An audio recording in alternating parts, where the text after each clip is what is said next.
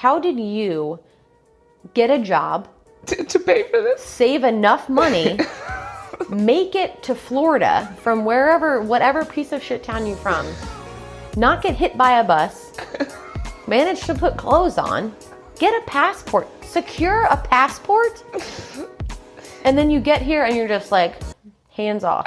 I'm gonna stop thinking. I remember sitting up on the top deck or where the librarian was, and she was sick, so I'm sitting there and I'm looking out the window and it's all sky and then it's all water. This is my child, and I'm not gonna show them the world. Even when we were in Egypt and Israel, it was a fantastic itinerary. It could have been really awesome, but all of their pictures from their vacation are them on like the top deck with the port in the background. With that many people in a confined space, it's a numbers game. Shit happens all the time. And I think after a while, it doesn't even hit you as this is weird. When I say that the world raised me, it really did. It was being constantly in new situations and finding out who I was. I think I understood why people wanted to come to America after that. If you're gonna be good at letting go of control, like you can't control your schedule, where you're going, your sleeping arrangements, what you're eating, if you can let go of all of that, or if you want to know what that's like, then go for it.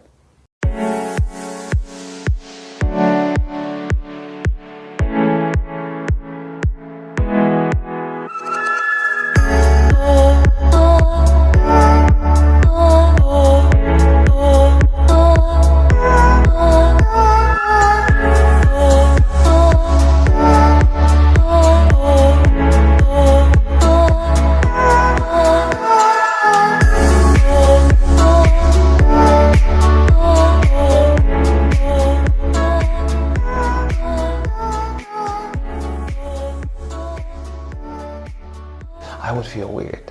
Why would you feel weird? Because I just have a hard time. I can't even go to someone else's house and sleep on their beds because I don't know what went on. If you have that fear, probably a lot went on there. There you go. No, it's just in general, going to people's houses. Or how do you stay in hotels then? Hotels are, I'm with you. I mean, it's not, I don't know. It's a good question. I have no clue. It's just, it's interesting. I don't know. I don't know.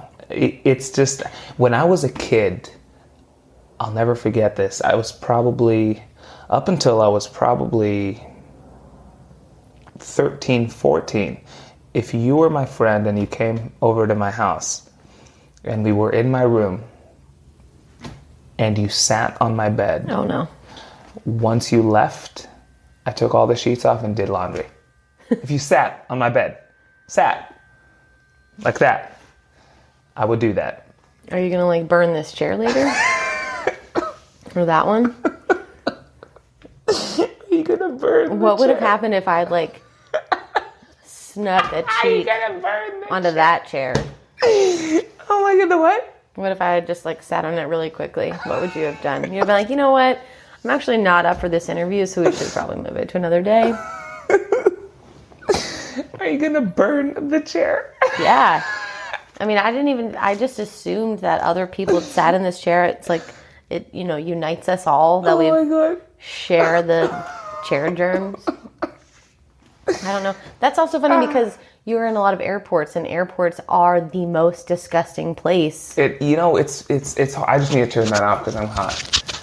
It's just slightly on low. Airports are the most disgusting place. So you're just a champ. That is a subject that I never really understood about myself. Because, no, it's true. Because, okay, so flight attendants in general are not germaphobes. You can't, forget airports, airplanes, right? I can't think of a nastier place than an airplane. So the first thing about me is, it's probably nastier than boats. Because, like, boats are at least maybe cleaned. You could like wash the floors like it's a house. There's rooms and things. A plane, just seats, and when do they? So flight attendants are not germaphobes, and I don't consider myself to be one. But there's the girt bar where you arm the door. So there's like metal unit. Most flight attendants take like a napkin and stuff. I don't know why. I never had a problem touching any of that. So it's not... I'll touch things. I could wash my hands after. I always shower prior and after being on an airplane, always. But what happens in the middle usually doesn't bother me, unless it's like a pile of shit or vomit. Some people threw up on me. It's just part of the job. How often people throw up on you? Not often. Probably an average of maybe one a year, one every 2 years, if even. Yeah. But yeah, the last one, this woman threw up on me. And the worst part about it, you think that, okay, here's the thing. You'd think that the worst part of someone throwing up on you would be that someone threw up on you. But that's not true, because it goes even further. The worst part of someone throwing up on me, this lady, it was a flight from Seattle to Anchorage, and this probably 60-something-year-old lady wasn't feeling good. So, I'm in her area because I was either talking to her or I moved her to a seat towards the back so she could be closer to the bathroom. So I'm not sure what it was, but we were obviously in close proximity. And the worst part about her vomiting all over my pants and my shoes was that the vomit stunk of Burger King. So I literally smelled like I'm in a Burger King joint, right? And that's the worst part about that, because I didn't care that she vomited. It just smelled like vomit. But it smelled like a Burger King joint, meaning I knew what she ate prior to getting on the plane. The fact that you could identify what she ate. That's bad horrifying. When you could identify, that's right? Oh, it smelled like a burger, I say Burger King because that's there's no McDonald's at the terminal in SeaTac, so I knew it was Burger King. But because there's just Burger King. I knew it was Burger King. Yeah, but I swear the first thought that came to my head was Burger King. And it's all over my pants. So it was probably like the bun and the it was bad. And then, you take a little mini alcohol bottle, then you just kind of clean, you do your best, whatever. Like vodka? Vodka, something. Bourbon? That's a great, what do you have a preference of no, the alcohol there was this one jump seater who was in the back galley with us, who wasn't wearing the flag. She was so kind. She grabbed like a wipe, and I think it was gin. I forget what she chose. Yeah. Wiped my shoes down, and it was like, wow. Like I did the vodka thing before, but she just took this, the whole, cleans up stuff. I felt better. Just with alcohol, you feel like it probably cleans a little better. I don't know. But yeah, no, absolutely. Yeah. So that was the worst part about that. Otherwise, it's just nasty in the sense of the nastiest part of the plane, I think, is nastier than anything. You might think like seat cushions. Like think of the number of people who just fart on every single flight. Just think about that. Now I'm going to think about it. Now you're going to think about it. But it's true because the thing about airplanes and pressure, it plays games on your stomach. Because if you take a water bottle, right? I don't know if you ever paid attention, but if you have a water bottle next time you fly and just have it at your seat, small water bottle, like buy one at the airport, and have it closed in the seat back pocket in front of you. Don't touch it. Like drink half of it and then close it, and the bottle is in a good, perfect condition, right? Mm-hmm. It's not squished or anything. Seat back pocket. You leave it there in the seat back pocket. You push off the gate, take off, fly to cruise altitude. You might notice a change, you might not. On the descent, right, as the pressure changes, because you're going out at like 30-something thousand feet and you're flying down. By 10,000 feet, or by the time you land, look at the bottle. It's squished, as if you squished it, but it's not. It's pressure changes, and it's the bottle, and it's just how I guess it has to do with pounds of pressure in the cabin. Your body does the same. You don't notice it, but your body which is why do you think people fart on planes? There's a reason to it, because people eat the same food on the ground, and they probably you go to a restaurant, you don't smell a bunch of farts, but on a plane, think about that.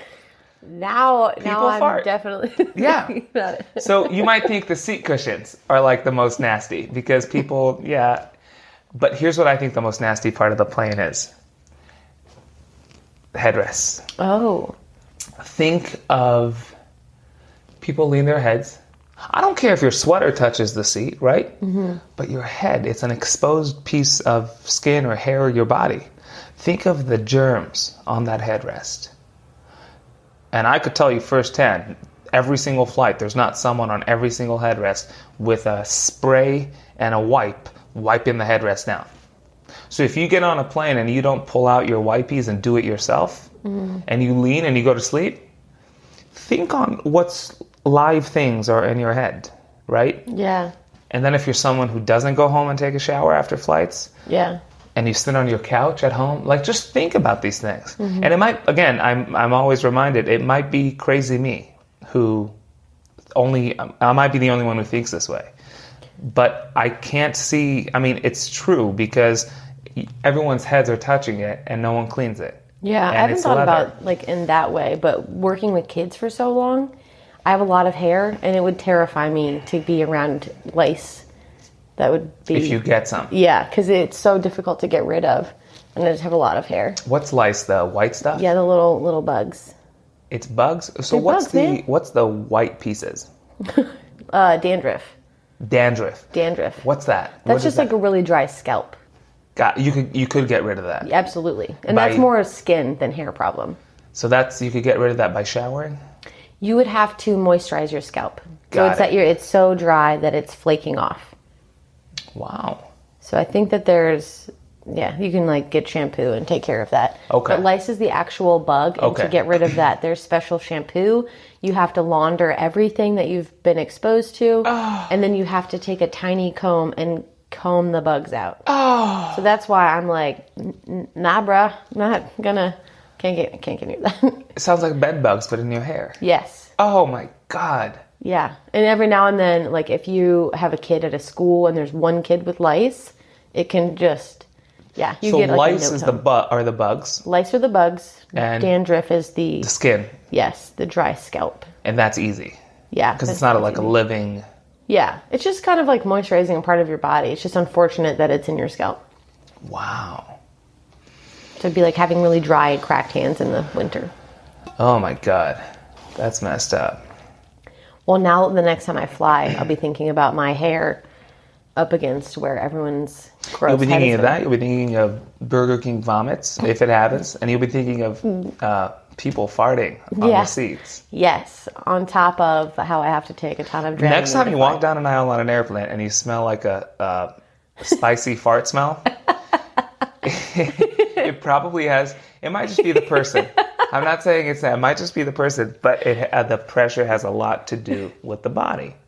Which is why I feel, honestly, at this point, I feel the best not eating on airplanes. Because as the bottle does that, your stomach does that. Now you add food to the mix, it's weird. If I eat on the ground and I'm good. Mm-hmm. But after a few years on airplanes, I reached a point where this works better for me. And again, it might have to do with that. It might have nothing to do with that. But if I'd have to guess, it's easier on my body personally to not deal with food while it's dealing with pressure changes. So think of this. These days I'm working day turns. So if you think of a day turn, it's a flight out and a flight back. That's what a turn is. Okay. So now let's look at it in terms of pressure changes. 2 takeoffs, 2 landings, total for the day. 1 takeoff and 1 landing on each flight. Mm-hmm. Pressure changes dramatically every time you go from ground to 30,000 feet, and it changes dramatically from 30,000 feet down. How many times that happened in a turn? 4 times. So my body's doing this 4 times within 8 hours, 7 hours. Add food to the mix. I mean, it's weird, right? Yeah. So when people talk of pressure changes and the effects it has on the body, you multiply that, right? So it's 4 times within a shift. Let's call it a shift.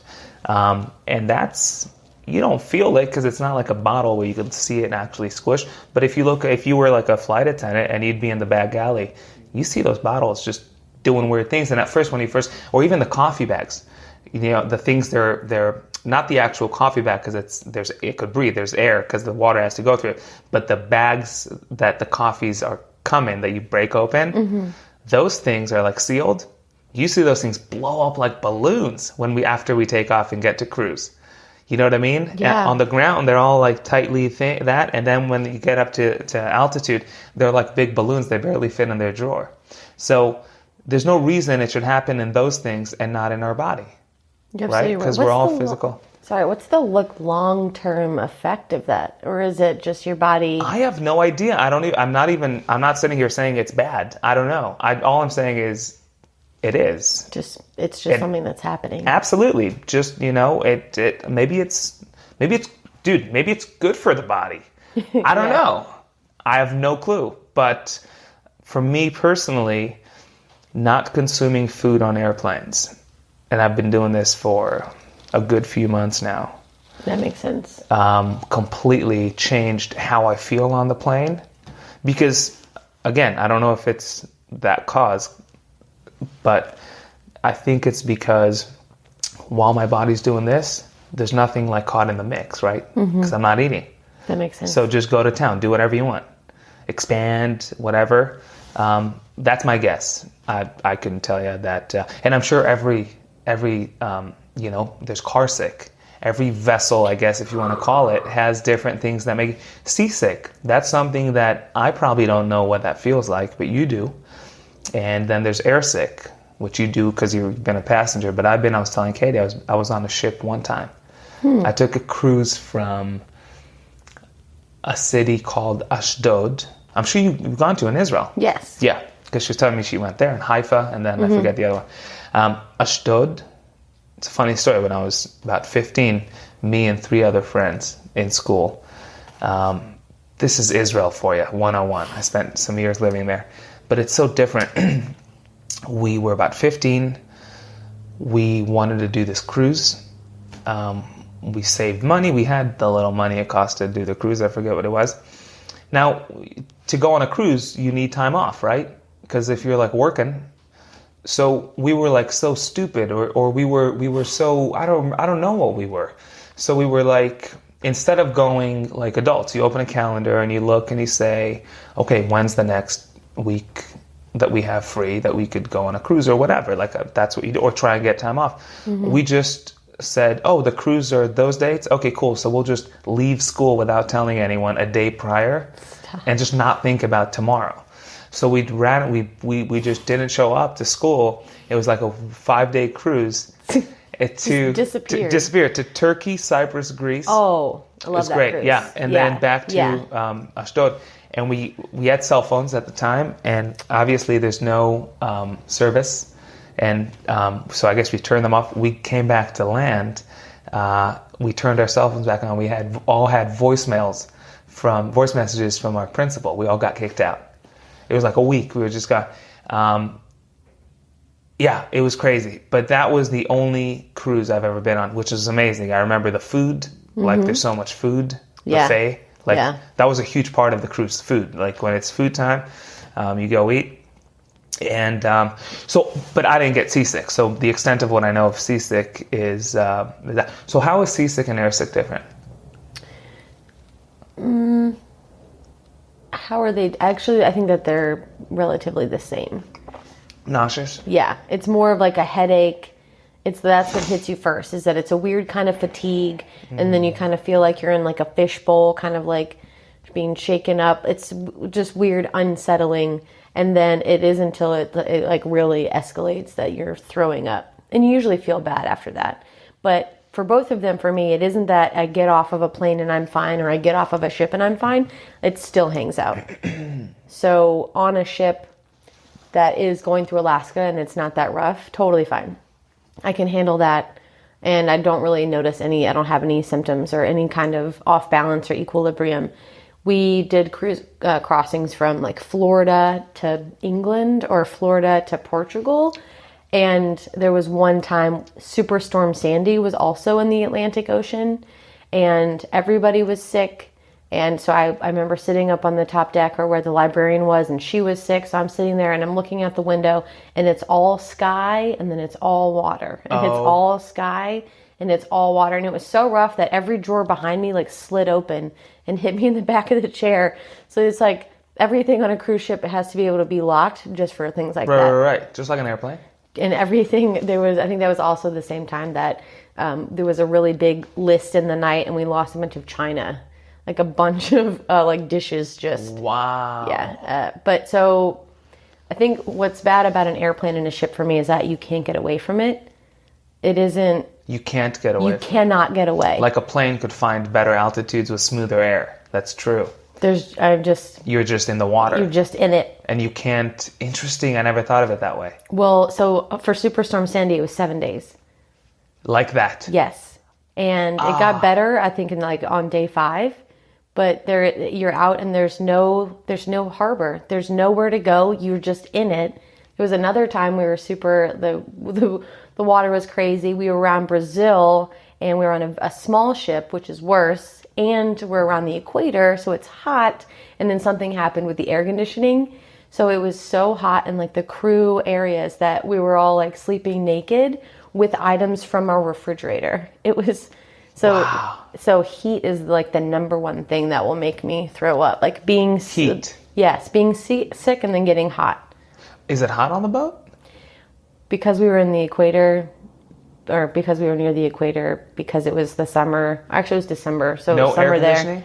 Something happened with the air conditioning on this particular cruise. So in the crew areas, which are kind of hidden in the middle of the ship, it's just like an oven. Oh my God.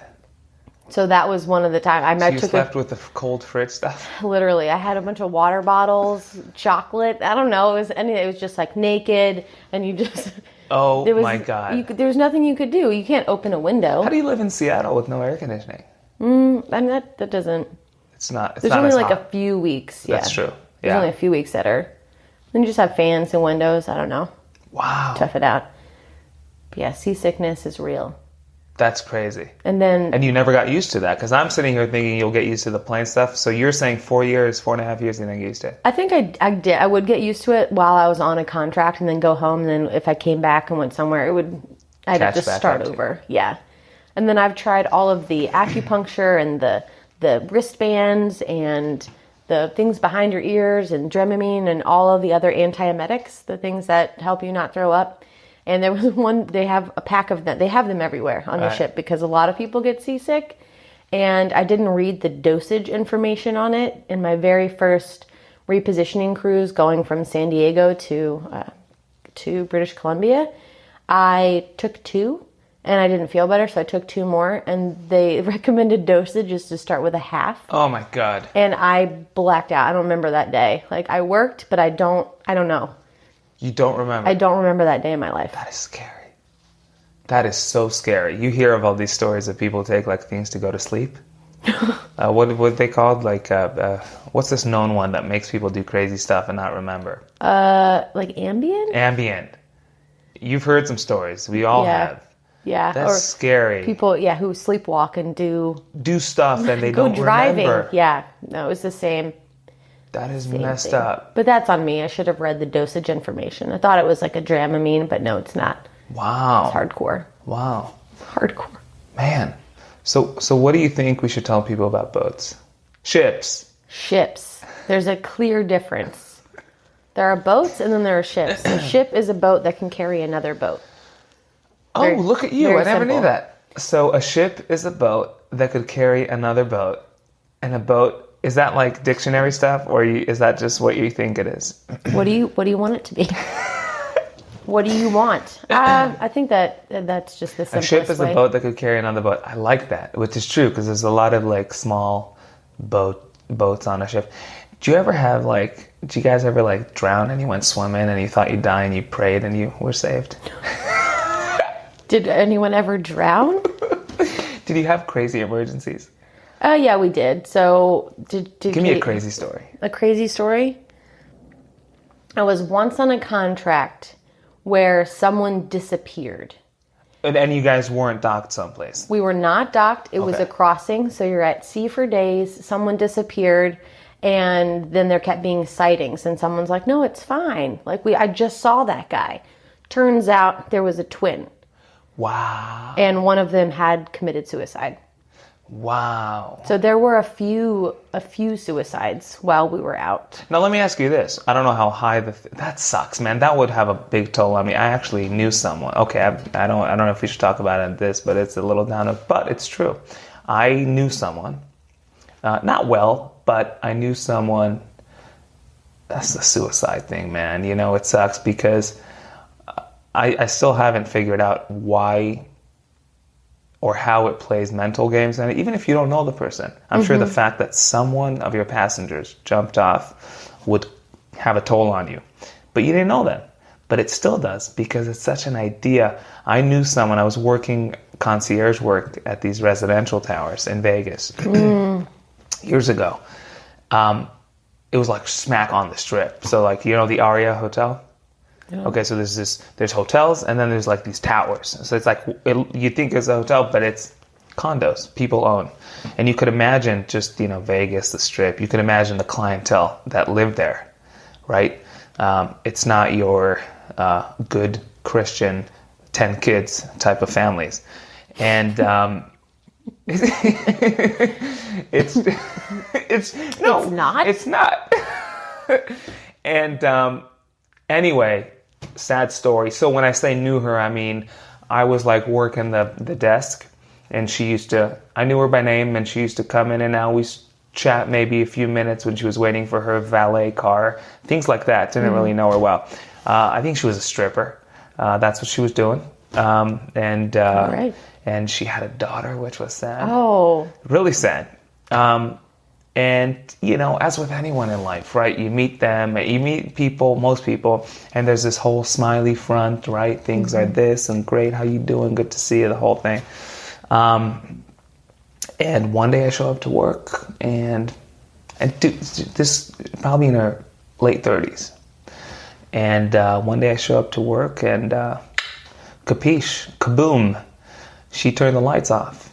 And I remember it was the weirdest thing, because the first time, she was by far the closest person to me who's ever done that, right? Because you hear celebrities and you hear people, but I'm not sitting here saying we were close or that I even knew her on any level. But what I just said, I did do with her, like I chat, like she was waiting for her valet car, I was right there at the desk. So how's your day going? How's this? How's that? The whole thing. But I'll never forget that it was the closest thing that I've ever done that, and I remember how it affected me. It just the thought of, and you go in your head, you start thinking, wow, why'd you do that? Yeah. Like why? As if I'd have the answers, right? As if I knew her life, and that's why she did that. Could guess, yeah. Right, and you think to yourself, well, this and that. And it affected me, and so I can't. If someone would do that on a plane, think about that. It would like mess with me, and that is, I can't imagine. So, if someone jumps off a ship, do you die on impact because it's so high, or do you just drown because you can't swim for days? I think both happen. Either can happen. So, the deck that people would jump from, like the third deck, the promenade, some people do die on impact and others don't, and some people have there's a debate about if having even a life jacket on is good or bad. If you jump in water and then the life jacket floats but you don't, do you just break your neck? Interesting. So there was a time we were in New Zealand, and a lifeboat was being worked on because we were in port. And there are two cables, and one cable should be able to hold twice the weight of the lifeboat. And one of them snapped, and the two people that were on top of it fell into the water. And I think one lived, and then one they didn't find for a little bit. And then they had a diver, and they found him dead underneath the ship. So it's just kind of a roll of the dice if you're going to live or not. And these two were like ship workers. They were crew, yeah. They were maintaining, just doing some regular maintenance on board. There's a lot of safety working on a ship. There's a lot of safety procedures. And then there's a big debate about if they were wearing life jackets, would they have made it? Or would it be worse? That's a very interesting thing. But I'm assuming if someone wanted to commit suicide, why would they wear a life jacket? No, probably wouldn't. They don't. So of everyone on a ship that I was on, nobody made it. Wow. If anyone jumped off, no one made it. Now, you said you had, like you said, a few people committed over the years. Did everyone do it by jumping off? Yeah, there wasn't any. So there's not like someone. Now, why do you think that is? Is it like, do people tell themselves, my life sucks, but I'll give it one more chance and I'll go on a cruise and think things through? I don't know if they're like, I'm going to just book a cruise and have a terrible cabin, and I don't care about a view because I'm just going to go out and end it all. I'm not So sure. if you'd have to guess, people like Planet. I have no idea. That's messed up. But here we are thinking of like why people do it. But Yeah. who knows? I mean, it is scary. It is scary. I think the one thing people don't think about cruise ships, when I had that job, everyone thought that has to be the greatest job ever. That's so fun. You're on people's vacations. People want to have a great time on vacation. But it's a city. It's just a floating city with all of the same problems of the world. People hating their jobs. People cheating on their spouses. People with the pressures of what it is to be like a family man and take your family out on this very expensive vacation. It's all the same problems and you can't get away from it. You're just there. You're in it. How much of all these problems you just mentioned are you exposed to as a crew? Meaning, okay, sure, people cheat on their spouses on ships. How much of that would crew members be in on? Well, I'm saying that the crew's cheating. The crew is... Gotcha. The crew members, yeah, the people who are away from their wives and husbands. So that, like, you're totally for in the months mix. at a time. Wow. Very involved. Or sometimes people will be like very excited about this guy that they just started dating. And you're like, yeah, you know, he's great. Just ask his wife. She'll tell you. Just ask his wife. Yeah, there was a chief engineer who was hitting on one of my friends. She was on board just for like a couple weeks to see her boyfriend. And this guy, her boyfriend was working on the ship? Yeah. And she wasn't, but she was on the ship just to visit with him? Yeah. Okay. So they had met on a previous contract. She flies in. She's going to be there for 2 weeks. We're in Japan, having a great time. He goes to bed early, and then the chief engineer starts hitting on her. She's blackout drunk, and I'm like, you have a wife. Your wife's she's pregnant. Engineer. Yeah, I'm like, dude, I know you. You're wearing a wedding ring right now. Like, you couldn't even have taken it off. So he's hitting on her. But then he'd have either a line or it would be... Yeah, we noticed the line too. We noticed like the tan line or like the swelling. The swelling. Yeah. We're on all of it. We all have like an eagle eye for that. Oh my God. So I was just like, you don't want to do this. So all the layer underneath of it is that he's in the engineering department and her boyfriend's in the deck department, and they do not get along. Wow. So deck and engineer, there's three departments: hotel, deck, and engine. But deck and engine, they really hate each other, and I'm like, why do they hate each other? Well, I think that they both think that the other one doesn't do enough. Interesting. Okay. Or they both are like, I'm more important. Like, you may drive the ship, but I'm in propulsion. I keep it going. Fascinating. So like, who needs who more? Interesting. So that's always fun to see that tension. Huh. But this guy, I was like, hey, look, your wife's at home pregnant. Maybe you shouldn't do this. And I said, if you have a daughter, if your wife has a daughter, he didn't know yet if he was having a boy or a girl. How would you feel if she went out and then her husband didn't have a problem cheating on her? Like, I really want you to put yourself in that. Like, this is really shit. This is one night of your life. Make a good choice. So he was like, I'm just going to take her back to her room. It's going to be fine. So I'm like in the elevator. And he's trying to hold her, and I'm like, this is not happening. So I deliver her back to her room. How old is this guy? That guy was in his 50s. Wow. And she was in her 20s. It's not weird to me. What do you think a 50-year-old would say, oh, she's in her 20s, then what? Not at all. No, that kind of like power dynamic, whatever. So I give her back to her room, and she and her boyfriend like broke up the next day because of that experience. And then months later, I found out that chief engineer did have a daughter. Wow.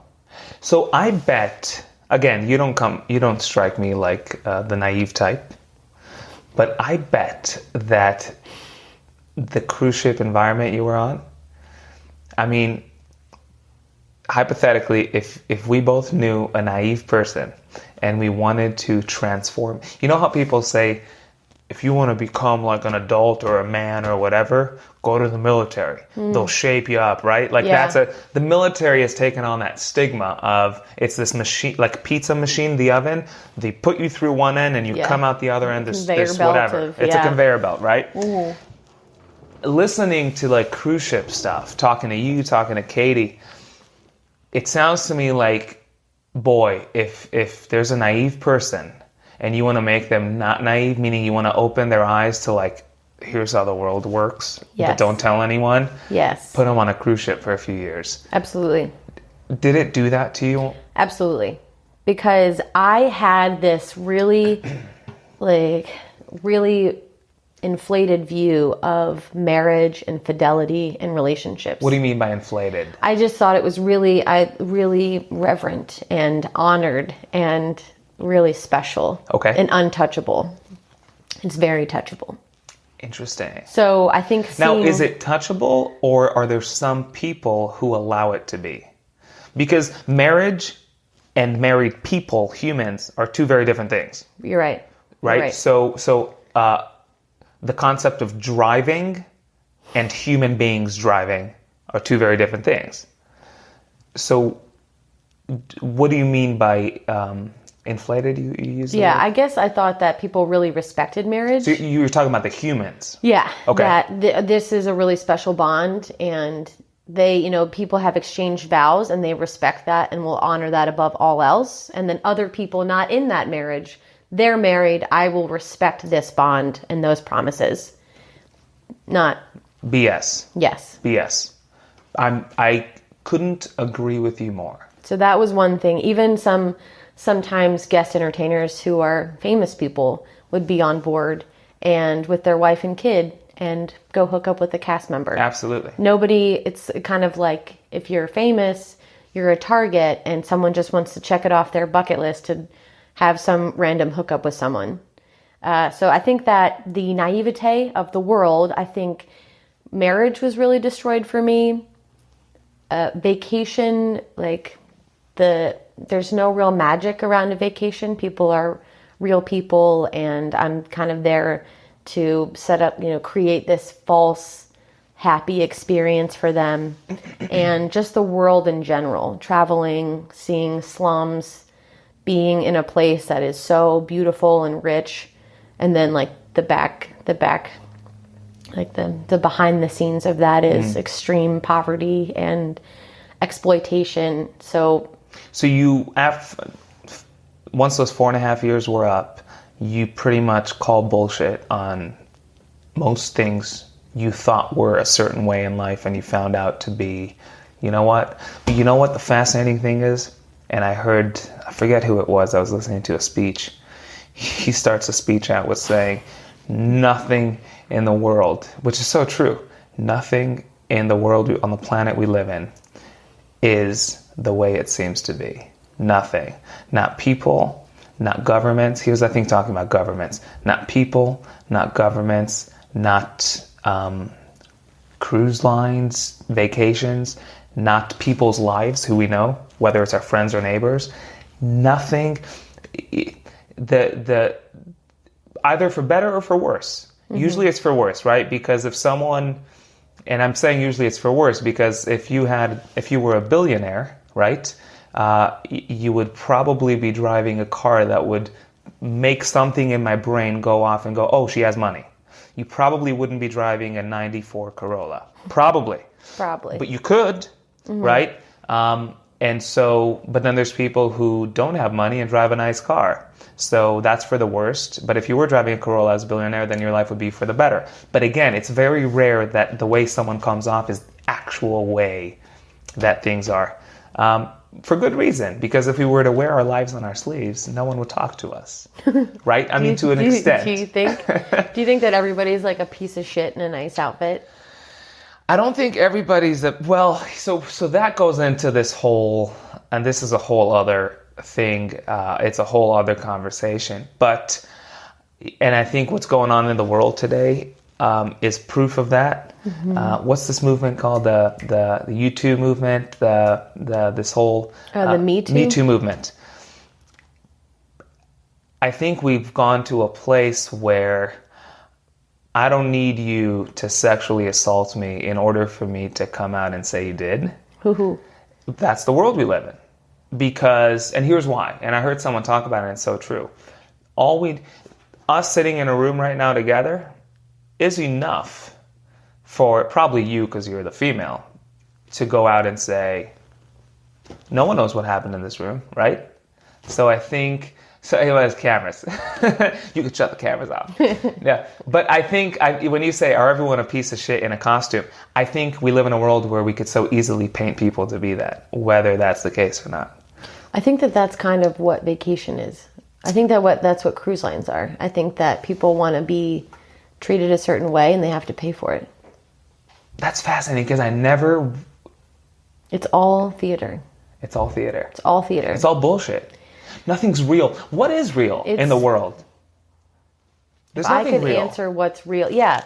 So I guess if nothing is real, then everything is real. If nothing is real, then everything is real. If nothing is really real, then it just is. Whatever's happening just is. I don't know. If nothing is real, everything has to be. Like, if there is no non-real, then everything has to be real.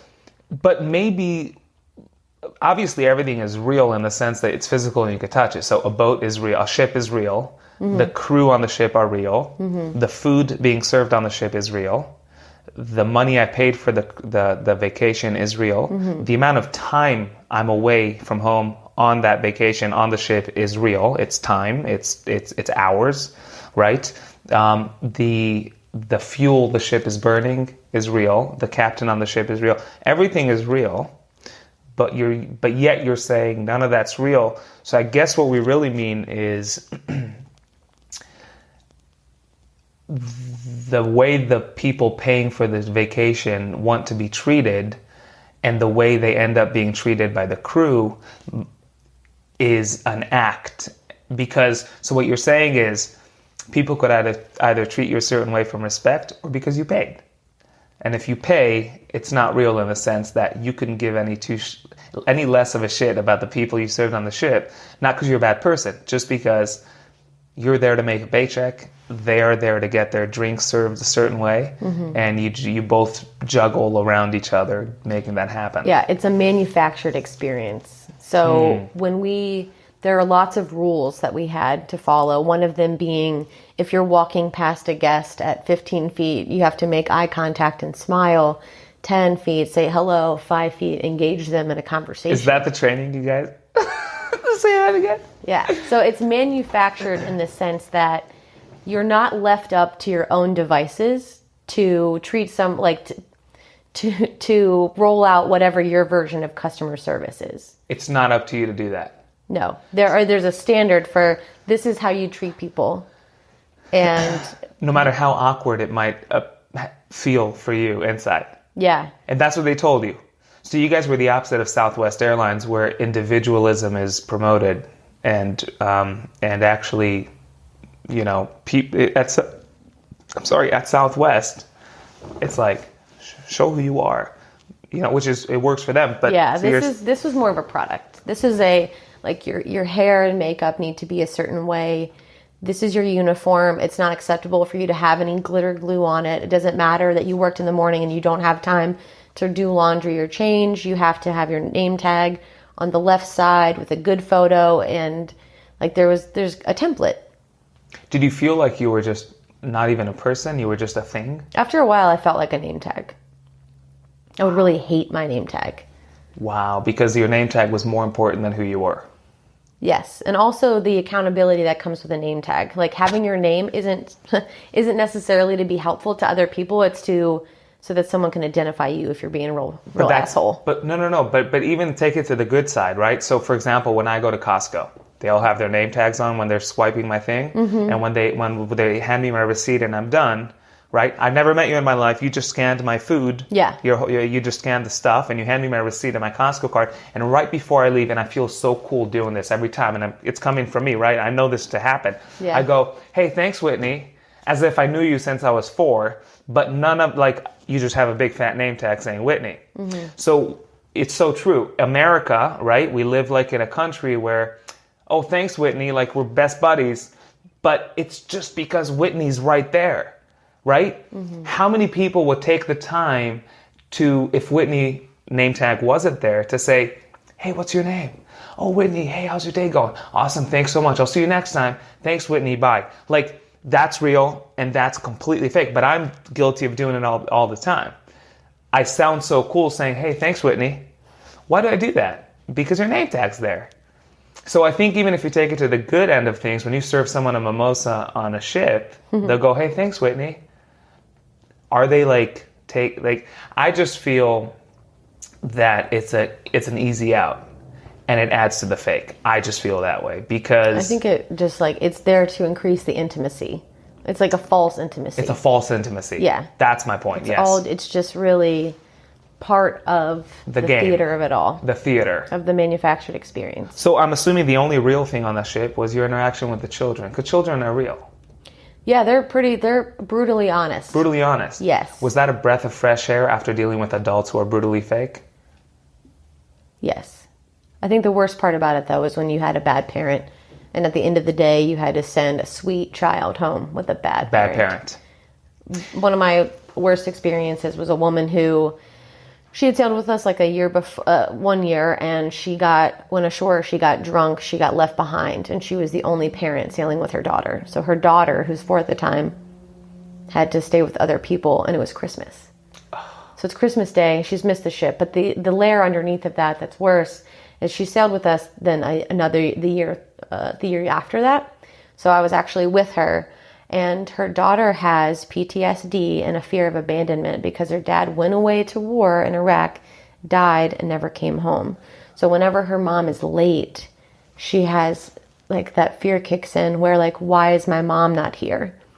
What's worse is that the mom makes fun of her for it. And if her mom, who would get drunk and be hungover or passed out, when her mom wouldn't wake up in the morning, she would take her pulse. Oh. So here is, you have a child who already has a fear of abandonment because she's lost a parent. Now the mom gets left ashore, so it's like also scarring, and then gets made fun of if she's like 5 minutes late, and her daughter will cry. Like as soon as it's 10 o'clock, like you couldn't tell her daughter what time it was. You just have to keep her busy because her mom is drunk in the casino again. Wow. So why would you leave someone on the shore? So to be on time, to like, it's expensive to start the ship and not leave, and they have to think about all of the other people on board. I don't think that captain knew that one person that they left behind was the only person traveling with a child. What's the grace period I have if I show up late to the ship? They were pulling up the gangway, I had 2 minutes.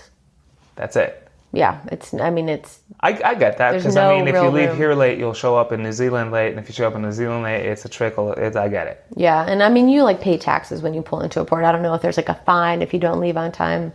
Wow. But they the passengers ever like curse you out in front of people? Oh yeah, they do. They do. I think the most like tense situation was when tendering. If you pull into tendering or tendering? Tendering. What's that? It's kind of funny. A tender. It's not like swiping on an app or whatever. But tendering is when you're pulling into a port and it's too shallow for you to dock there. So you anchor out and then you take the lifeboats in and out. Tendering is taking. You take the lifeboats with passengers so they could visit the city? Mm-hmm. That's how you get ashore. And you use the lifeboats? Yeah. I would never. Oh wow. Is it a weird thing? It's not weird. It's like a covered boat. So everybody gets in, but just imagine a couple thousand people, everyone, as soon as you dock or as soon as you anchor, they wouldn't go ashore immediately. So how we would deal with that was we would give out tender tickets. So you'd show up, you get a number, and you go ashore at your time. Yeah. Was it organized that way? It didn't matter how well we thought it was organized. It was a humans. shit show. You're dealing with humans. Yeah, and people, I'm like, it's like a deli. You take a number. When we call your number, then you get on the tender, and then you go ashore. And sometimes people were so mean to me. It's like, sir, it's really rough. They have to go slower. There's nothing that we can do. And then I think a few times I've said, sir, don't worry. If anybody wants to get you off of this ship, it's me. Like, I will do everything in my power to get your ass on that shore. I think what's also insulting is that most Americans, their experience of a place is to go ashore, maybe have food, buy the t-shirt that's like San Juan, and then get back. In a shot glass. Oh yeah, in a shot glass. And then it's like some shitty snow globe for their grandkids. And then they come back and I can't tell you how many times I'm getting breakfast at like 11:30. I'm going to go ashore and somebody is already back on board wearing the t-shirt from the place. And they're like, man, that was terrible out there. And they just want like Lido food. Oh my God. So prior to sitting down, we were talking about different cultures and how there's differences. So you Yes. probably don't know it from like serving drinks perspective, but did you notice like very defined differences in the stupid stuff in life between like an American clientele or like a French client? I don't know who you guys worked with, but what would be some areas on a ship from your perspective where you go, oh, thank God, this is like a Dutch audience. We won't have to deal with that. Like, what would be some things that you kind of like knew ahead of time to expect for good or for bad? Or you went, oh, shoot, this is like, oh, Americans again, a bunch of, I don't know, like, were there anything like... Absolutely. There was a difference in like the quality of children. Uh-huh. But if we were in like Europe, no one's getting tipped. So No one tips in Europe. No one tips in Europe. It's an American thing. Yes. And also Australia. So It's an Australian thing, but they do tip. They don't tip. They don't tip, okay. Yeah, so Australia and New Zealand, it's like you're not making any more money. So if you have those itineraries, you just got to really enjoy where you're traveling, which everyone does. Everyone loves the South Pacific and Europe. So you just have to know, okay, we're not getting tipped. Don't count on anything there. If it's a Dutch cruise, it's not going to be fun. Why? They're very serious. Oh, so it's just very... Very serious. And Do they get drunk? The Australians get drunk. We've And run out don't of beer. tip. They don't tip. They get drunk. We've run out of beer before. Wow. But there are things where you're like, okay, we're traveling in Asia. Everyone's going to be wonderful and so polite and respectful, and it's natural. Like your natural level of customer service goes up because everyone's lovely. Right. You could always tell when parents came in. You're like, okay, they're from Alabama. They might tip us. Their kid is going to be early and stay late. You can tell immediately how you could literally look at parents and say, okay, no, they're going to be late every day. I bet. They're going to leave their kid for a late night. They're here to get drunk. They don't care that their kid is not going to go ashore at all. That was another thing, is you could always tell who was going to leave their kid with us the entire vacation and never take them out. Why even bring your kid? Because your third and fourth person, or your fourth person is free. So and the parents will be honest. They were like, well, it was cheaper to bring them. But there was one girl, she was 5, and it was 2 weeks around New Zealand, and she kept asking when we were going to get to New Zealand. And her parents never told her that we were in New Zealand so that they wouldn't have to take her ashore. Oh. But that happens a lot. I did a 65-day cruise, and there was a 2-year-old and a 6-year-old, and they never went ashore. 65 days, they didn't get off of the ship. The kid? Yeah. That's child abuse. So I had them every single day, like a nanny. Like my corporate boss saw, okay, there's only 2 kids on board. Whitney she'll still be able to go ashore. They probably won't leave her with them all the time, but those kids were with me every single day. And then everyone on the ship noticed that they were always with me. The kids started calling me mom. It was hard. It was really hard. They had to bring on another crew member because I was working like 12, 14-hour days. So you, as someone who worked on ships, you would never let your kids stay on a ship for 65 days? Never. This is my child, and I'm not going to show them the world. Even when we were in Egypt and Israel, it was a fantastic itinerary. It could have been really awesome, but all of their pictures from their vacation are them on like the top deck with the port in the background. Like I think they went off the ship once. Breaks my heart just hearing it. So there's a lot of that. There's a lot of the parents just dump their kids with you. Wow. And that's another thing. Like parenthood was something that was also ruined for us. Ruined for you. Mm-hmm. And the parents that were really great and that you loved their kids, they're only there for like maybe an hour. Something to get interaction with other kids or do crafts. They were really hands-on parents, and you would not. So how do crew members? Because I know you have a friend. What's her name? I know at least of one friend of yours who's married. You and Katie, you guys have friends who are married. Yes. How do you go about getting married? If these people were crew members just like you, what's your best guess? And forget them. Let's talk about ship crew staff in general. How do you leave that life and get married and marriage? Like, how do you fix that in your head or not? I don't know. People do both, though. Some people get married, and then their spouse will sail as wife on board or husband on board, and they'll just be along for the ride for 3 months at a time. Wow. And have you seen marriages that are like flourishing in that space alongside those who are like engineer, Yeah. I've seen a couple where people that it works for them. Yeah, it does work for them. And then some where people, where one person is, just has salt in their veins, and they've gotten married, they've had a kid, then they work at like the corporate office, and they want to go back to sea. So then they only see their spouse half of the year, like 3 months on, 3 months off. How'd you get into that initially, ships? I moved from Virginia to Seattle.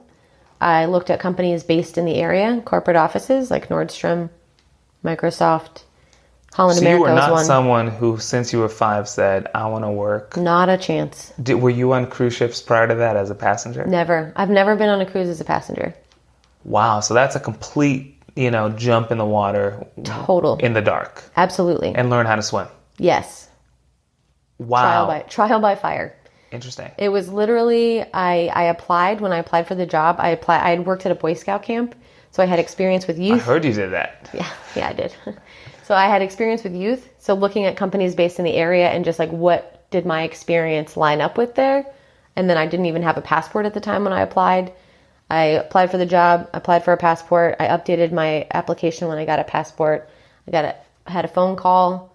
I used my passport to I had a friend visiting, so I went up to Canada. I missed my interview. I came back, had rescheduled. Is it based out of Canada, the company? No, it's in Seattle, but I didn't have my cell phone when I went. I just went to Canada for a day or two. So I come back to a voicemail about like, we'd like to interview you. And then I had the interview, and then ultimately I didn't hear back. And then I got an email just a few days later, and it was like, can you be at the airport in 4 hours? Wow. And then I flew red-eye to Florida, got on a ship. I was delirious. I had to take Dramamine just to get there. And then I did 10 days in the Caribbean. As like an internship? It's like a first contract trial period.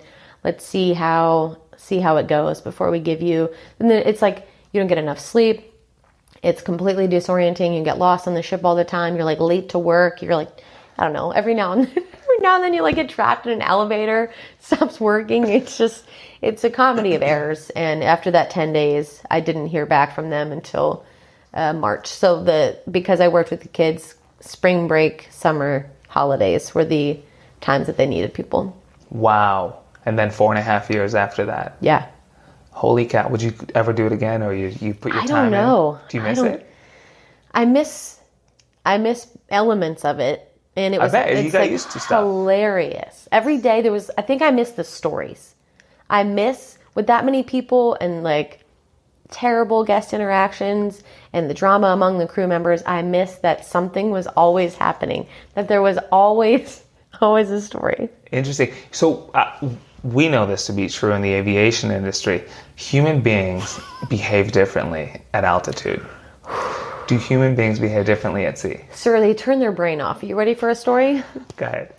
There was, obviously you have inside cabins that don't have windows. You have outside cabins that have windows. And then they see the water. There was a gentleman. See the outside. There was a gentleman who got on board, literally. So he makes it to Fort Lauderdale, gets on the ship, goes to his room, looks out the window, sees the port, angry, goes down to the front desk, and he says, I want an oceanside. I paid for an ocean view room. Sir, you gotta wait it out. You just gotta wait a second. Wait. Oh my God. A second. That happened. Yes, and when that kind of stuff happens, and we heard about it immediately. I'm like, okay, so we haven't left the port yet, and we already have a ridiculous complaint. It's a bad cruise. It's just gonna be. I ordered an ocean's view. Yeah, I gotta wait it out. Sorry, just give us 3 hours. Give us 3 hours. We'll get you 3 goddamn hours. We'll put some ocean there. Yeah. Oh my God. So there were things like that where people. Every cruise I was like, okay, how did you get a job to pay for this? Save enough money.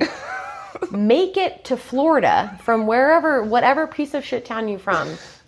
Not get hit by a bus, manage to put clothes on, get a passport, secure a passport, and then you get here and you're just like, hands off.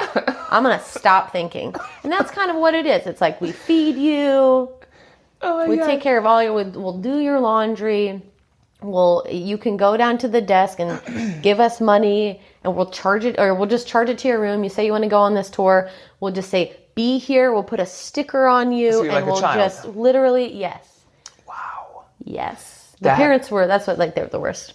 That is a crazy, crazy story. But you know what? I totally believe you, because I know how people behave differently in different scenarios. I mean, not just altitude or sea. There's you put people in different settings, things change. It's fascinating. Yeah. So, oh my God, I bet so you also do stand-up. Yeah. And I bet the material you got from the ship. That would be the number one reason to go back. Number one reason to go back, because you've just seen people do that right there. Is so funny, that story. I've never heard a comedian say that, but it's so real and funny, and I could totally see that happening, because the ship docks and there's the land over here and the water over here. You know what I mean? He really felt like we cheated him. He just... I ordered an ocean front. Yeah. But there was so much material. Just, again, with that many people in a confined space, it's a numbers game. Shit happens all the time. And I think after a while, it doesn't even hit you as this is weird. My mom came on once. We were in Seattle. I ordered her flowers. It was Mother's Day. And the florist, everything gets charged to your room. The florist called me later. He's like, hey, Whitney, I know that we said we're going to sign the receipt at 10:30, but somebody just died. I've got to clean the freezer out. And I was like, okay, great. We'll just meet up later. And so when someone dies, you put them in the freezer? I gotta go somewhere, man. So wait a minute. Let's spend many hours talking about this freezer thing. So there's a morgue on ships because people do die. There's a morgue. What's a morgue? There's many words in the English language that I don't know. Okay. So that's one of them. Morgue. Love it. And also tender is one of them that I didn't know. Tender. And you had to explain. Yeah. Yeah. So a morgue is just a freezer for dead bodies. Morgue is a freezer for dead bodies. So there's a freezer on board for dead bodies, but when no one's dead, you guys put stuff in there. Well, so sometimes it's shared with the florist. Sometimes, Flowers refrigeration, and things like and sometimes a ship isn't big enough to have just, a dedicated I get that. refrigerator. Mm-hmm. In this case, it wasn't that big of a ship, and he had to move some things to put the body in. And who was this person who... Just a crew member. I mean, sorry, not a crew member. It's just a passenger. I sound like such an asshole. Just a passenger. Just a crew member died. Just we somebody. Just put them in the freezer. Passenger number 728 died, and we had to... Just another crew member with a name tag died. Yeah, just another name tag, whatever. Tag. So things like that, people dying, people having heart attacks. There was one time... This is horrible. We're sitting in the Lido, which is where you eat. As an officer, you eat with the guests, which is a blessing and a curse because the food's better, but the company is worse. So why would you eat with the guests? Well, I mean, it's just that this is the dining floor. So this is where the buffet is. Got it. And that's and you don't have to sit and socialize with them. There was forced socializing. There was hosting a table in the dining room. That's part of your job. Yeah. And you have to socialize with people. Yes. So if you're not a people person, you'll just crash and burn. You'll die. You'll die. You won't make it. You won't make it. Mm-hmm. Okay, cool. Okay. So we're in the Lido, and we're just a little table of four of us. And then we hear Bright Star, deck 6, blah, blah, blah. That's emergency. A Bright Star is a medical emergency. That means that somebody's... Pretty much... Could be on their way out. Their lights went off. Could be on their way out. Okay. So we're sitting at this table... We hear that, and then someone says, yes. And why they said yes was because, this is horrible, because if that person died, and then they would have to clean out the freezer, it meant that the good ice cream would be going out. And someone just said, yes. And we all knew that it meant mint chocolate chips. If someone died, they'll have to go in the freezer. and then you guys the good ice cream. The good ice cream. So, I mean, you have your standard chocolate, vanilla, and then some gross strawberry. But in that case, someone heard Bright Star, and they were like, yes. Oh, my God. That is messed up. And then it becomes your new normal. So it's just a different world on a ship. Yes. It's just completely different. And that's why ship friends are so close. Because it is this... Because no one else would get you. Yeah. You become kind of unrelatable. But it's like any immersive experience. It would be like being a prisoner of war. You have a certain relationship and understanding after that experience. Going into the military, same immersive, yeah. That is messed up. So that's why we're all so close. That's awesome. But now after that story, I could totally see when like Katie tells me that, yeah, you guys are all, no, land people, I'm called, right? I'm a land person. Why land people don't get you guys. I get it, because some people might hear you say that and go, oh, how dare you? A person just died. Yeah. And you're talking about ice cream. But you know what, ma'am or sir? That's funny. When someone goes, yes, for the chocolate chip ice just cream. Just a quiet, yes. And we all knew. We all knew. I think, I mean, there's just that it happens a lot in I get it. You're in this normal. bubble. You're on a ship. It's definitely. Wow. Katie was saying that there's two types of people who work on ships. There's the type of people who... So she was saying that there's... What's so funny? I just want to know what did she say the two? So the ship is a great opportunity. The ship life is a great opportunity, great setting to save money, because everything's taken care of for you, right? So your room and board, food, electricity, like you're not paying for anything for 6 months at a time. But while it's a good place and setting to save money, there's people who go, I'll never, like, I'm in Singapore, I'm all about experiences. So they make money and they blow it, they make money and blow it, and they end up at home with like zero, but all these bags of experiences and memories. Yeah. Or there's people who like send the money home or show up with a lot of money at home. What type were you? I was somewhere in the middle. So if we were in China and it's a $300 visa to go to the Great Wall, how much would it cost me to do that trip on my own?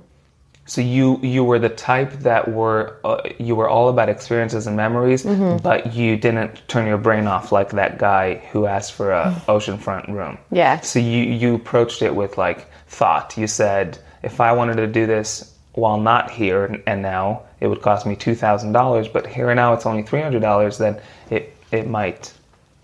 Yeah, and I mean, if you're in a place like New Zealand, that's the first place that I ever went bungee jumping. Okay. And it was invented there. So, like, why would I not do that? Interesting. So there were a lot of, like, when you're in a place, it's like, well, I have to do this. So you showed back on shore, you showed up with both a little money and a little memories. A lot of experiences. Talk to me about passengers hitting on you in the day-to-day life. When people go on vacation, I don't know, it's like, it's a completely different world to them. Right. So it's, even though it's my normal everyday, to them, it's like, it's very exotic, and people want to have sex with a crew member. And, you know, being in like the service industry, people treat you a certain way. It's kind of like being a bartender. Even though I worked in the entertainment department, I didn't have like so much interaction with adults. We did have forced socialization. So that's fascinating that you said that. In a way, you go from being a woman of whom a human wants to have sex. I'm trying to sound professional, but to make my point, you go from being a female who someone is attracted to and finds attractive and wants to have sexual intercourse with. You go from being that to just being that crew member fantasy for someone. You're objectified. I totally hear what you're saying. Okay. So as part of your job, that you have to be at this level of customer service. And it was I think the slogan was like a once in a lifetime experience every time. So if I am in a position of being objectified, that someone just wants to bang a crew member, plus I have to act like I'm so excited about your cruise and tell me all about your experience and what did you do in Italy today, and I'm socializing, and my cruise director is buying me drinks to make, you know, the socializing easier. There's like flowing alcohol, and I'm all dressed up, and I have to be beautiful, and I have to be all about other people's experiences. Like you're a target already, and then with how I have to act, it adds to the... It's just a perfect storm, yeah. Wow. How do you deal with that? Well, I mean, it's like it happens so much that I'm really... at a certain point, you're just unfazed by it. Do you think it jaded you for the real life when you were done with the ship life? Absolutely. So now when you're in a bar and there's a guy talking to you, in a way you see you're still in that mode. Well, I don't feel that I have to perform for them anymore. So I know, like, if I'm in a bar, I'll be very clear that I'm here to hang out with my friends. Or I'm in a bar to watch a football game, and that's what I'm there for. I think that it ruined that kind of... That's not the area that I ever want to be picked up in now. So the officers' bar, like how crew members are to other crew members, and being objectified there and being like, oh, the new person on board. Like fresh meat. But also the guest experience and being objectified there. I totally could even relate on some level. Not that anyone ever said, you're my flight attendant fantasy. But I could, on an airplane, I go, and for good reason. I mean, we all wear the same uniforms. We all, we work for the same company. Mm-hmm. And I go from being me on this chair right now to being a flight attendant. Mm-hmm. And, it's not like they give us alcohol to drink and socialize with our passengers. I wish they did, right? They don't let us drink 10 hours prior to even work. But mm-hmm. But I totally hear what you're saying. You're that, and on a ship, the vacation aspect of things is even more intense than airplanes, because these days that's the way people travel. So it might be business, there might be flights that, unless you're going to the islands, it's not all that exciting. It's just people traveling by air. But on a boat, I totally hear what you're saying. Do you ever have to tell someone to calm it, or because people take it too far? Yeah, there are times when you're uncomfortable and you have to be there were a couple times that I had to go to my boss and say, this guest, I know that they're on vacation and we can't discipline them in any way, but I feel like they're trying to be alone with me in an elevator and I'm very uncomfortable. So there were times where I would just have to put more distance because, again, they're paying for this experience and we can't go pull them into the hotel director's office and say, okay, you're being a little creepy. Why can't you? Because they don't want to ruin their experience of their vacation. So what does it take for that to happen? Someone touching you? Yeah, I think, it would have to be witnessed and escalate, which I don't... Wow. That's not anything that happened. Are you mad that it jaded you in so many ways in the real world, this whole ship job? Not shit job, ship job. A little bit. Are you discouraged, or would be the word? I don't know, does it... It would bother me if I were to not view things the right way up just because I spent 4.5 years in such a messed up, fake environment that you're talking about. Oh yeah, it killed a lot. It killed a ton. I'm numb to a lot of things. Numb is a good way of putting it. I'm really numb to a lot of things. When I graduated college in 2008, I really loved the graduation speech. And it filled me with hope. And I'd always been someone who was very inspired and just go out and, be the change you want to see in the world. And then now I'm I don't know that I'm going to change anything in the world. Or, is it worth trying to change it? Or changing things is really expensive. Yeah. Because I guess underneath everything, what we were talking about earlier, finding meaning in your work. Is anything really meaningful? Because I could get a job at a nonprofit and try to serve at-risk youth. But it becomes a job. Let me flip that question on you. Should all work be meaningful? I think so. Because it's how you're spending your life. No one's at work. Everyone's living their life. And then work is one of those things that they're doing. It's part of living your life. Yeah. And I just don't like that I'd have to check out and not try to be bothered, that I'm being objectified, that I'm really tired, that I have things going on at home and I have to smile. That's one of the worst things that you could say to someone who's a real person. They're in a crew area. That you have to smile. Everything's falling apart. Smile. Because they paid a lot of money for this vacation. Oh. Wow, that's so true. But, everyone will tell you. The whole, a man asking you to smile. It's just so... And it's, you could be, you haven't had enough sleep. You're in code red, which is when people are sick. And you have to work on your breaks to sanitize things. You have to serve food. You're at max level productivity. You have no time for self-care. You're trying to take a nap. Your cabin steward comes in to clean your cabin. Your roommate's banging someone on the top bunk. Everything, you've got nothing. You're not even in control of what you can eat. I'm a vegetarian and that was difficult sometimes to have something that wasn't, I don't know, bread or pizza. So it's like everything is being messed with, and you've got things going on at home. Let's say you just broke up with your boyfriend. Now he's dating someone who lives across the hall from you, and you're walking to work. And your boyfriend's on board too. And yeah, and everyone's you're right there. And then you're walking to work, and you think that you're just in like you're in a guest corridor, and you're just trying to keep it together, and someone makes a comment about like, that's not the Whitney that I know. And you're like, I don't have anything left to perform for you right now. Wow. And then you show up to shore, and you're like, I would assume you go 180 degrees to the opposite direction to make up for lost time. Meaning now when you meet a guy in a bar or meet a guy anywhere, you're so over that whole, I need to put up a show. Yeah. I'll be so much of who I really am. Yes. Which is probably, maybe I'm not saying it worked against you because I don't know your stuff, but maybe to a point, you're so sick and tired of the whole put on a show thing that now you do zero of that with guys or with anyone in your life. Yeah. Which is fascinating because I could see how someone gets on the ship, it's one extreme, gets off the ship, it's the other extreme because they want to get away from it, but life really is somewhere in the middle. So again, I don't know, I've never done a ship thing, but did you find that it bit you in the butt, that extreme to the other side once you're off the ship, or is that great? I think I love it. I think that... You love it? Yeah. Huh. I love being authentic in that... I mean, I met you, not just in this setting, I met you in the real world setting, and you were... I didn't feel like you put on anything. Yeah, I think it was... I think it's twofold. I think that it's... Why would I perform? Right. Why would I spend that energy?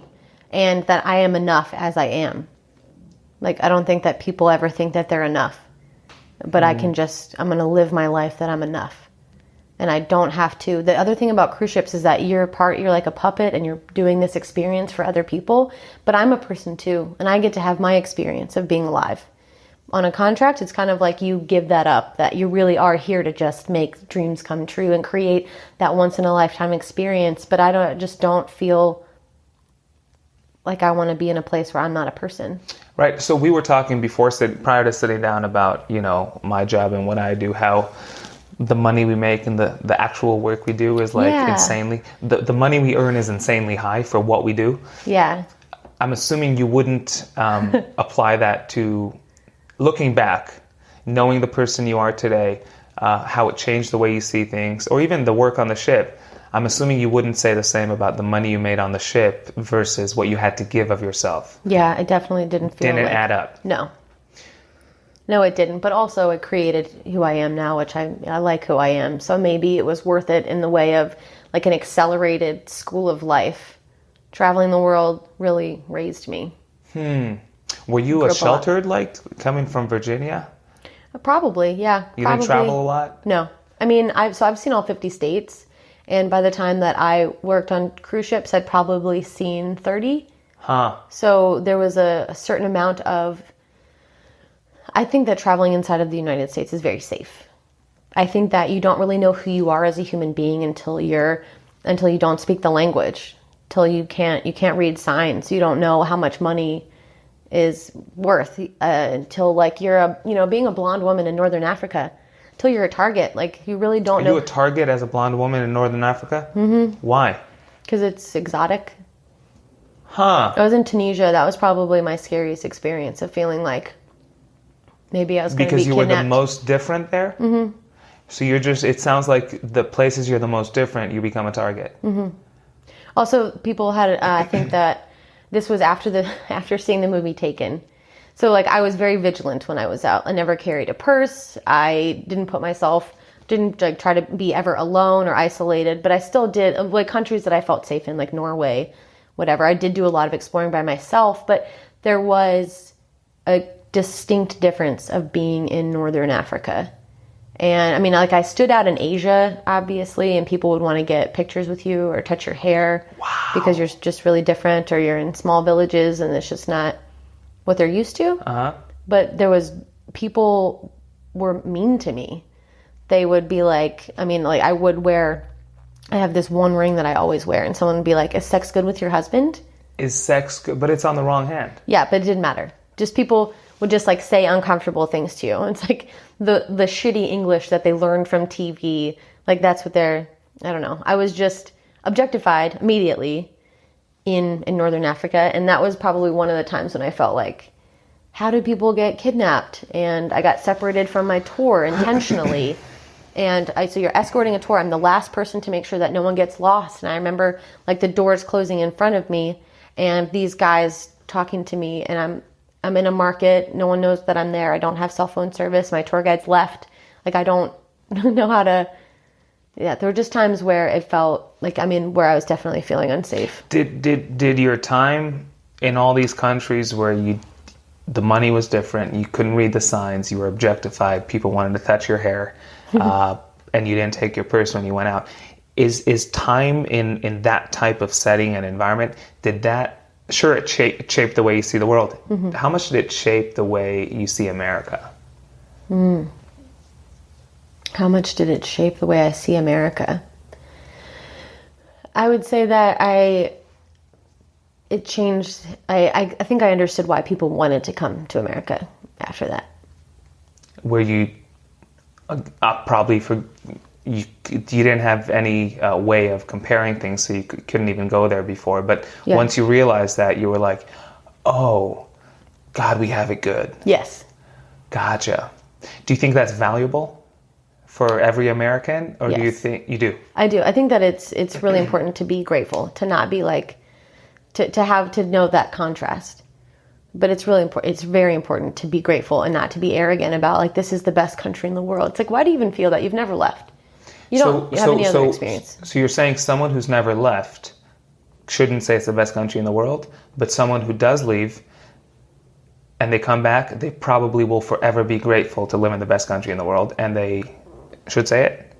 I mean, I don't know that any country is the best country in the world. Got it. I would just say that my sense of well-being is very high in the United States. Got it. So it really put things in perspective. Yes, I think that perspective is valuable. I don't think that you need to travel the entire world and make a decision about this is the best place, because that's completely relative. It's really about what's the best place for you. And the United States is lovely. Is what you knew. Mm-hmm. Wow. Yeah, I don't think that you can really see if you have nothing to compare it to, how could you make that kind of judgment? You can't be like, well, I just know. Well, playing devil's advocate, I spent I don't know if I told you, 16 years living in Israel. Nice. Yeah. But playing devil's advocate, what if someone watches this video and tells themselves, I never left Wisconsin, but now I know it's the best country or not the best. Now I know that we really have it good here because I watched Whitney, who spent 4.5 years around the world, tell me. And they believe what you say. Well, and then that would be a huge disservice to them, because I always hated when people ask me, what is your favorite place in the world? Where's the best? Because it's completely subjective. Absolutely. Like, I was in this country and the weather was nice and had so much fun and I was with great people and that was my experience of that place at that time. I can't just say...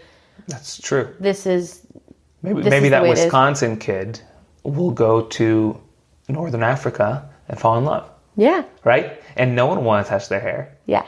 And that's funny. That's so true, though. Interesting.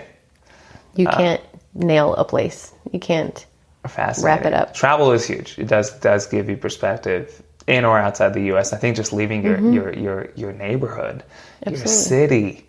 There's people. I mean, we're both in the travel industry, or you were, and I am. When I hear of people there's people living today who never left their state. 2018, cars, planes, boats, ships, motorcycles. Mm-hmm. I mean, how do you not leave your state?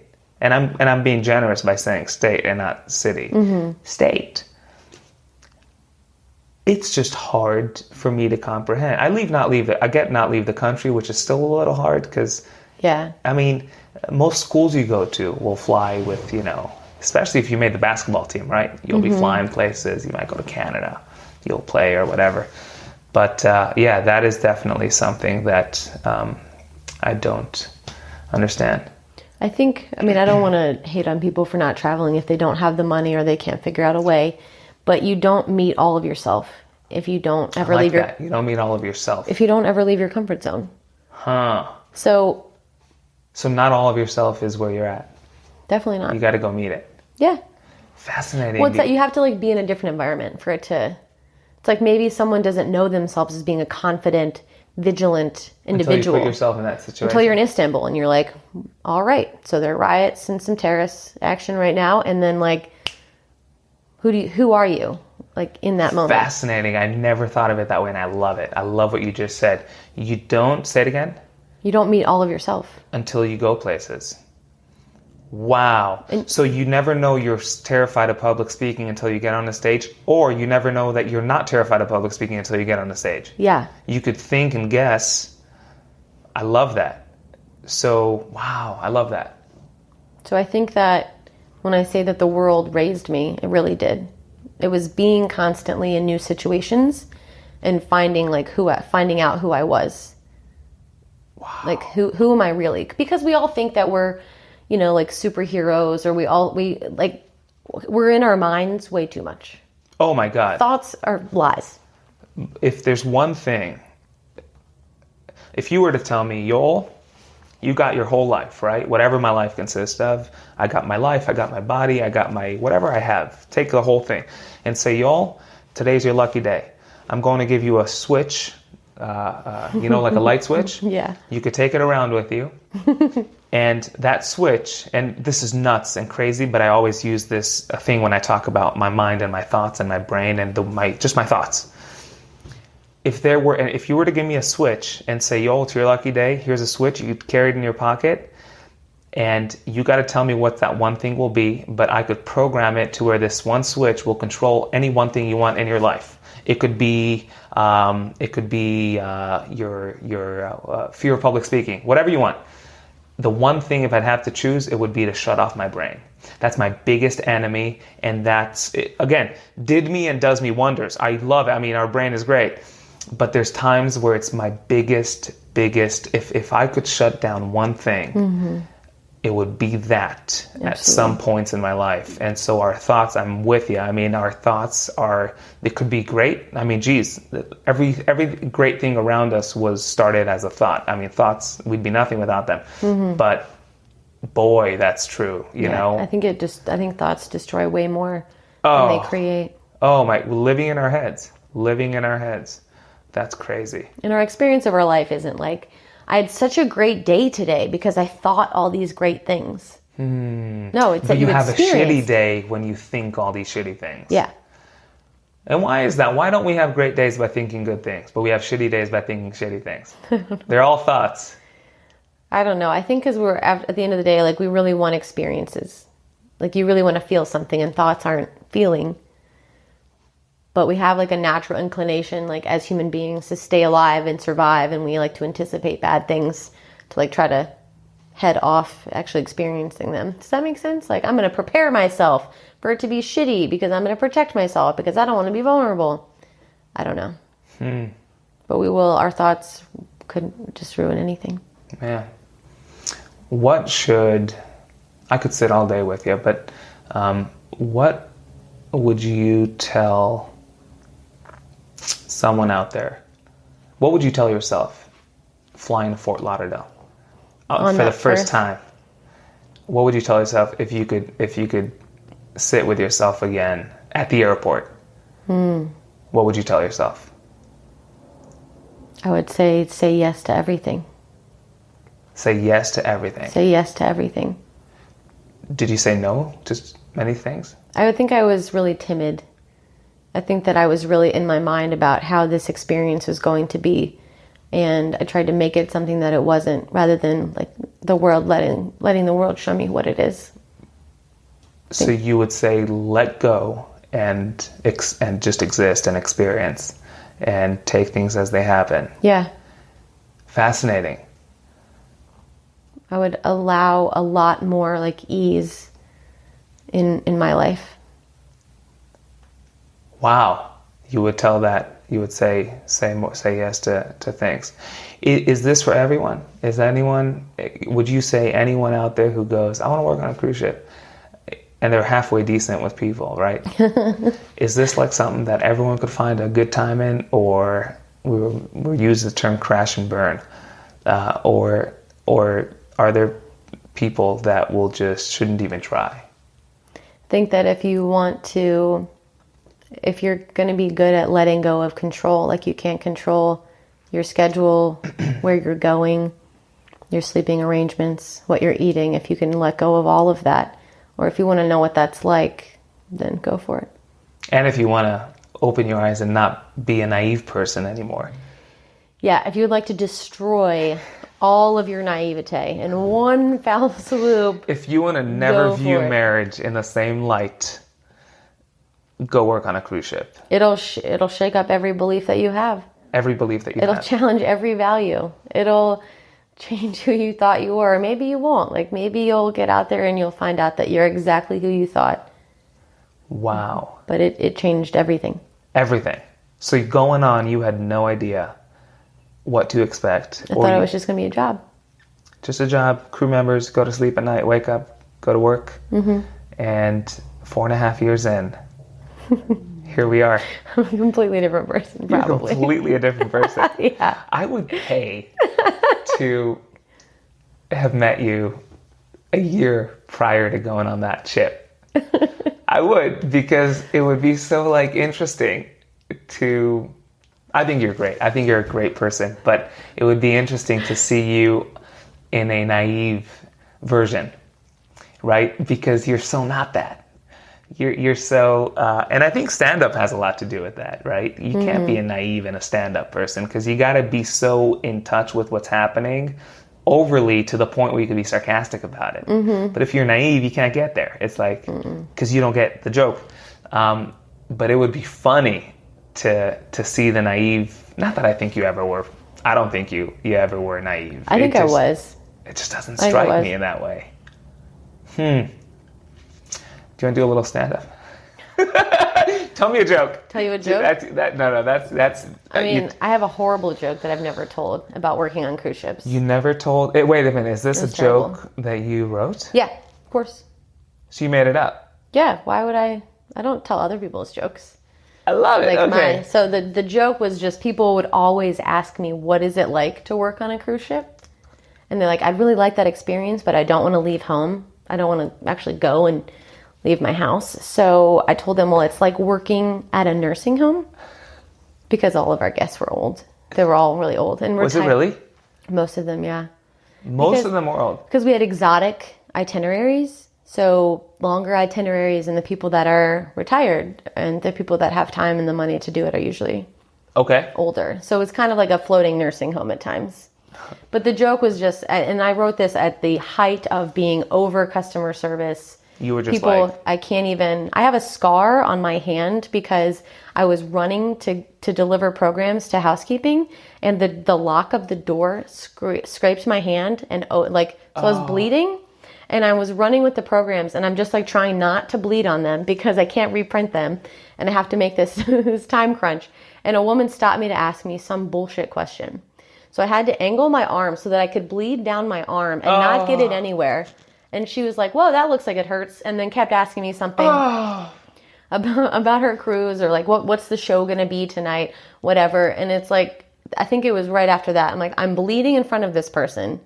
And she doesn't care, she doesn't care, and I'm so brainwashed that I don't want to bleed on the program. So you use brainwashed, a good way of putting it. Yeah, I'm just I'm so I've drank the Kool-Aid, I can't bleed. Don't for God's sakes, don't be a human being and bleed on the programs and have to redo anything, whatever.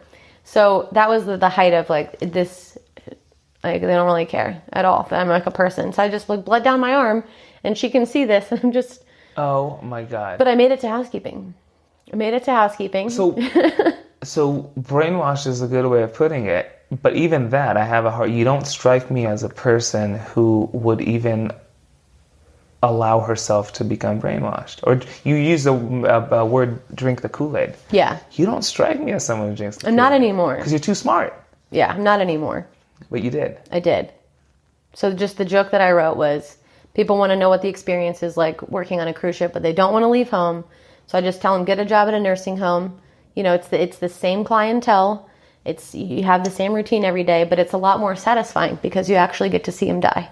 Wow. Because on a cruise ship, it's like they come into your life, they leave. They suck, they leave. But if you're working at a nursing home, you're like, there's a little bit of a payoff. Oh my God. It's horrible. It's horrible. You actually get to see them die. Yeah, but it's a lot more rewarding because you get to see them die. Wow. Terrible. The cruise ship is a life of its own. It is. It is fascinating to talk with. So I'm land person, you're a sea person. Wow.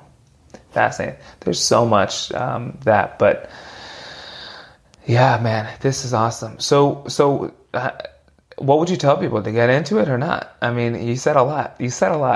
Would you tell if someone out there who's curious? Go for it. You would? Mm-hmm. Dive right in. So talking to the girl 4.5 years ago at the airport, mm-hmm. Again, if you have the chance, you'd still say get on that plane. Mm-hmm. You would? Yeah. So no matter what it did, it made you who you are today, and you appreciate that. Yes. It'll be the best and worst experience of your life. Best and worst experience of your life. Every day's Friday, every day's Monday. It'll be fun. You'll work hard. It's going to challenge everything. And you say go for it. Yeah. Go for it and experience it for yourself. Yeah, go out there. Get some scars. Get some scars. I like that. And both real physical scars. Yeah, and then the deep ones like in your soul. That's awesome. In your soul. You are jaded in many ways, but maybe you could I'm so jaded. Maybe you could do that. Well, Whitney, thanks for coming on. My pleasure. I appreciate it. My pleasure.